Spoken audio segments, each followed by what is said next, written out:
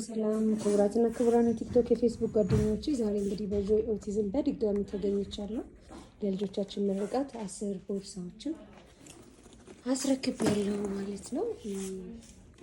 ጆይ ኦቲዝምን እየመጣችሁ ጎብኙ። ቫቲካን ጋር ሀረር ክሊኒክን አለፍ እንዳላችሁ ታገኙናላችሁ። እየመጣችሁ ጎብኙ። አንድ ልጅን ትሪት ማድረግ ወይም ለአንድ ልጅ ሰፖርት ማድረግ ለእኛ ትልቅ ነገር ነውና እየመጣችሁ ጎብኙን። ከታች በማስቀምጥላችሁ ስልክ ቁጥር በመደወል የዘኑን ምክትል እሌኒን ታገኛላችሁ ማለት ነው። ቻው፣ አመሰግናለሁ። ዘኑ ትባላለች። ጆይ ኦቲዝም ኒያ ፋውንዴሽን። ወደ ኢትዮጵያ ስመለስ ስለ ኦቲዝም ምንም አይነት ግንዛቤ አልነበረም ትለናለች። እንግዲህ አሁን ትልቅ ግንዛቤ ተፈጥሯል። የመጣችሁ ጎብኙ። እነዚህ ልጆች በሰንሰለት የሚታሰሩ ከድንጋይ ጋር በብረት የሚታሰሩ ልጆች ነበሩ። ዛሬ ግን በነፃነት ትምህርት እየተማሩ ታለንታቸውን እያወጡ ይገኛሉ።